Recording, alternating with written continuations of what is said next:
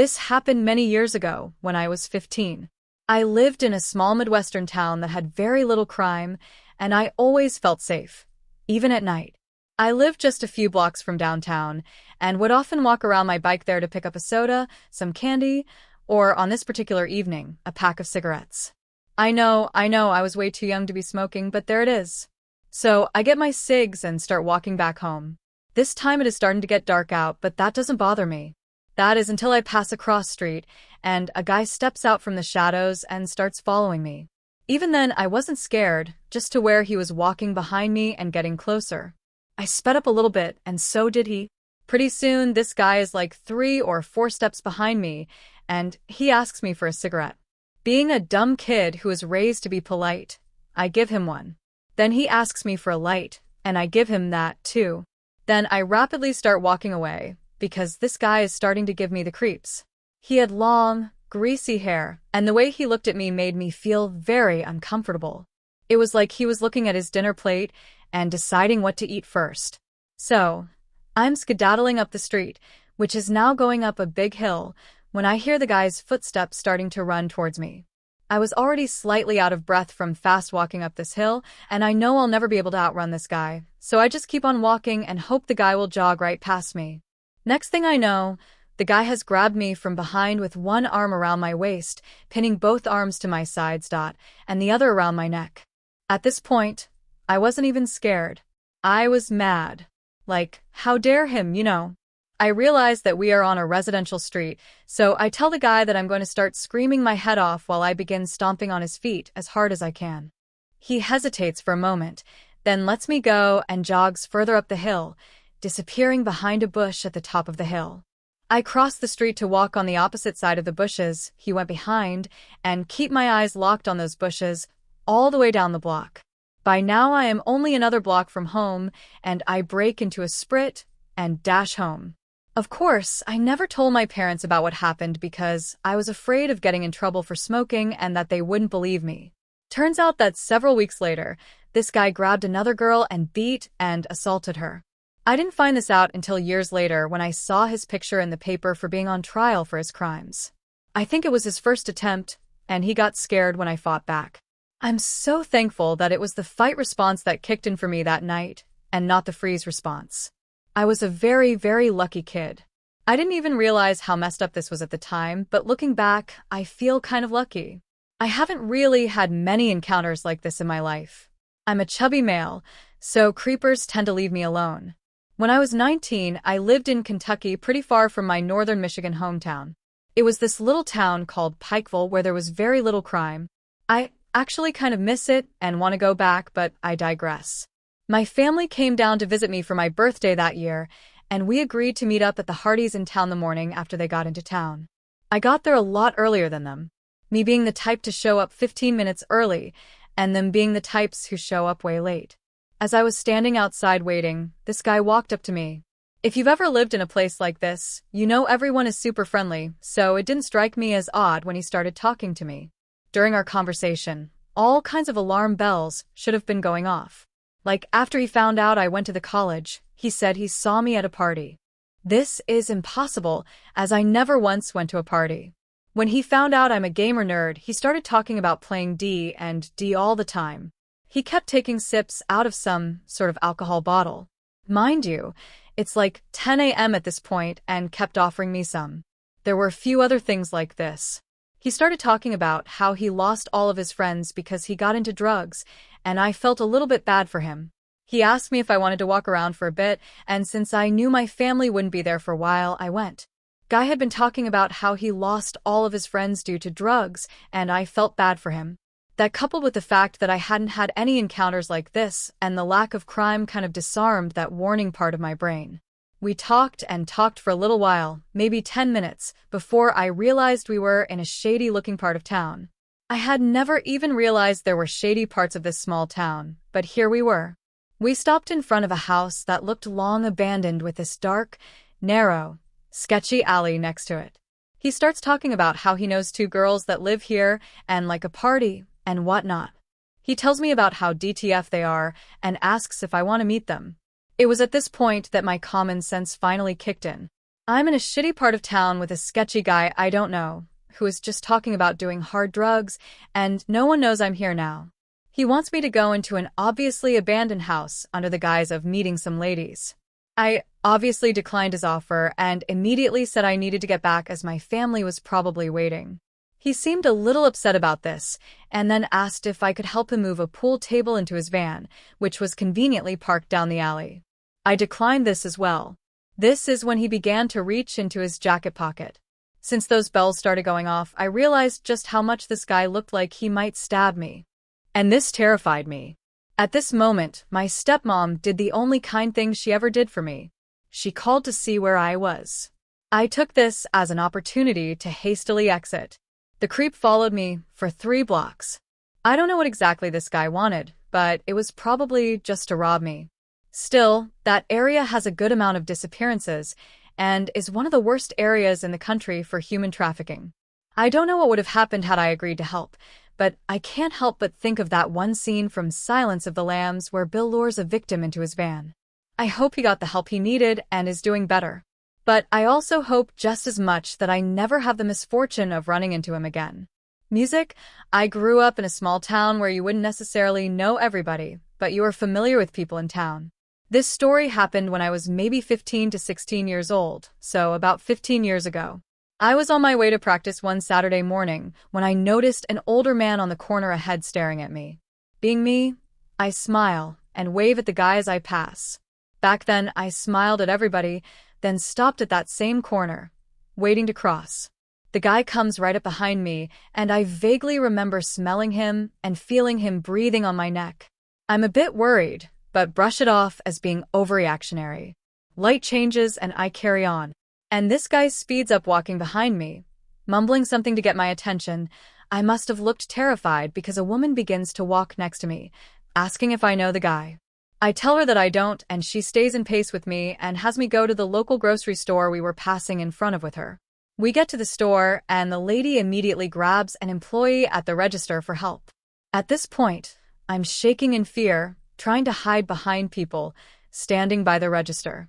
They're discussing something. I'm not sure what because the guy that was following me was staring at me through the window, making a throat-slicing motion, and I'm just paralyzed. The people at the store gathered around me to make me feel safe. Pretty sure I broke down in tears. And soon after that, cops came, and I watched them arrest this man. I don't remember much after that besides my parents picking me up from the store and going to the police station. My dad actually worked as a dispatcher in town at the time. And he told me a few days later that the guy was off his meds and had been brought to a local psych hospital for treatment. Never saw that man or the woman who saved me after that. This story takes place in 1999 when I was a stupid 18-year-old kid with nothing better to do than cruise around at night. At the time, I lived in a very small town in Southern California, and the only places open after dark were the pharmacy, some fast food restaurants, and a super gross bar. So, like all kids, I made my own entertainment. I spent a lot of time driving around with friends, listening to the radio and talking. It was better than sitting around our parents' houses, I guess. But after one particularly terrifying encounter that summer, I was just fine hanging out in our cozy, well-lit homes. One night, my friend Shauna and I decided to do our usual loop around the main part of town out behind the high school and back to our houses via the freeway. We've been driving for about an hour, and it was close to 11:00 p.m. when we decided to do one last loop before calling it a night. Along the way, we noticed some guys in another car. I don't remember how many there were. At least 2, the driver and the passenger, but there might have been more. We first noticed them at a red light stops in the lane to our left. "The guy over there is checking you out," my friend said. I tried to play it cool and pretended like I was looking at the totally boring scenery. Oh, wow. An abandoned gas station. I have to see this. Sure enough, the passenger of the car next to us was checking me out. I don't really remember what he looked like, but it was 1999. And this was a real white trash town, so probably like Fred Durst. Anyway, I gave him a smile, turned up our radio, and sped off as the light changed. The car stayed a normal distance behind us, and my friend kept looking over her shoulder, telling me to slow down so we could see if they were cute. I wasn't creeped out or anything. I just wasn't interested in playing flirt tag with some dude. So I maintained my pace. By the time we got to the next light, they'd gotten behind me and switched lanes. So they were pulled up to the right of our car. My friend immediately glanced over. The driver gave her the what's up nod, and I could see their passengers leaning forward to try and look at us. Shauna gave them a little wave as the light changed, and we took off. A few blocks later, I pulled up to a stop sign where you could either go straight or turn right. The other car, which had been a couple of car lengths behind us and to our left, sped up to catch us at the stop sign and jerk into the right-hand turn lane. They were slightly behind our car, but we could hear them shouting hello. My friend turned to look at the driver, who was leaning out of his window, motioning for us to follow them loudly. Nope, was not going to happen. Red light flirting was one thing, but neither of us was so desperate to meet boys that we'd follow them in a car late at night, especially when there was nowhere to even go. She waved goodbye and drove off, heading to the freeway entrance. In my rearview mirror, I saw their car flip around from wherever they had been heading and start to catch up to us. I got onto the freeway hoping they wouldn't follow, but they totally did. They stayed a few car lengths behind us, but kept switching lanes. Now, if this happened today, I'd called highway patrol on myself, but back then, neither of us had one. And at this point, I wasn't certain we were in danger, but I knew something felt off. Their car continued to switch lanes behind us for a couple of miles, but didn't try to catch up. Eventually, I hit a part of the freeway that was a bit more populated, and I started to calm down. They're probably heading downtown, we said. Or maybe to the beach. Bet they just wanted to try and talk to us. We cranked up the radio, decided to drive a little further, and thought we'd lost the car. But we were wrong because about 15 minutes later, we exited the freeway and turned around to head home. I'd been driving for a couple minutes when I saw a car pull off the shoulder of the road and start following us. At first, I thought it was a speed trap, but almost instantly I saw that it was the same car from earlier. They've been waiting for us on the side of the road. They caught up to my car on the passenger side, and in my peripheral vision, I could see the driver gesturing angrily to us. Neither of us could tell what he was saying, but Shauna started shouting, "I don't know. I don't know," in response and doing an "I'm sorry" gesture with her hands. I tried to keep my eyes on the road, but I was also like, what's going on? So I kept glancing over. Then it happened. The driver pulled a gun out of his lap and tapped it on the inside of his car window at us. Shauna immediately threw her seat back, which yeah, save yourself, but thanks for giving them a clear shot at me. I looked over and saw the driver's face, which was absolutely fiercely contorted with rage. He was shouting so hard. I remember seeing spit all over their window, which he was still tapping the gun against. I don't know what kind of gun it was. Black and dangerous looking. That's all I know. I began reviewing a mental map of the area, trying to figure out the easiest way to get to a police station. We were about 6 exits from where we started, and I knew there was a fire station pretty close to there. So I decided to floor it and try to outrun them. I quickly gained distance and pulled into their lane, which was the fast lane and closest to the exits. They were driving some kind of Toyota sedan, and I was in a Honda with a lot of pickup. So I managed to clear out pretty fast, but they caught up. They pulled into the lane to my right, and I could see the driver waving his arm outside the window. Passenger was flipping us off out his window, and then pulled out what looked like a crowbar, waving it out the window like freaking war boy looking for victory on Fury Road. I'm getting off of the next exit, and I'm heading to the fire station, I told Shauna. They're basically cops, right? Or they can call cops and we're going to be fine, I said, reaching over to grab her hands. She was still flat, but she was crying and shaking. Today, 20 years later, I am the mom of a toddler, and I've still never felt the intense pressure of responsibility I felt in that moment. I had to keep us calm and safe and get us away from these guys. Next exit was approaching, and they hadn't quite caught up or moved into our lane. I quickly exited the freeway, heard them pass, and immediately gunned our car in the direction of the fire station, hoping all the firemen were having a midnight party with armed police. I hadn't gone very far when I saw the car tearing ass to catch up with us. All I can think is that they flipped a U-turn on the freeway and drove the wrong way to double back to the exit because nothing else made geographic sense. I ran a red light, hoping a hidden cop would pull me over, but no such luck. They were about a block or so behind us with one eye on my rear view. I drove as quickly as I could, hoping they were done trying to scare us and would fall back. But instead, by the grace of God or karma or whatever you believe, the car either hit some kind of debris in the road or they simply lost control because they crashed into a mailbox on the sidewalk and stopped. I saw the driver get out as I was peeling away, and I swear I almost peed my pants with relief and gratitude. Now, before you comment that the gun was probably fake, let me tell you the last part of the story. As we were driving off, we heard an actual gunshot from their direction. I didn't look back, but Shauna sat up to look and said she saw the driver standing in front of their car aiming his gun in our direction. I quickly turned into the direction of the fire station, and we heard another shot. I got to the fire station, and for the second time that night felt like some divine presence was watching over us. There were 3 police cruisers outside, with cops standing around. Told you it was a small town. I pulled over, told them my story, and embarrassingly vomited halfway through. The cops were so nice and immediately went to look for them. One stayed behind to get our full statements and made sure we were okay. I'll never ever forget what she said to me. "You must have done some fine outrunning tonight, and I'm glad you finished the race in one piece." Here's what I know, they did not catch the guys that night.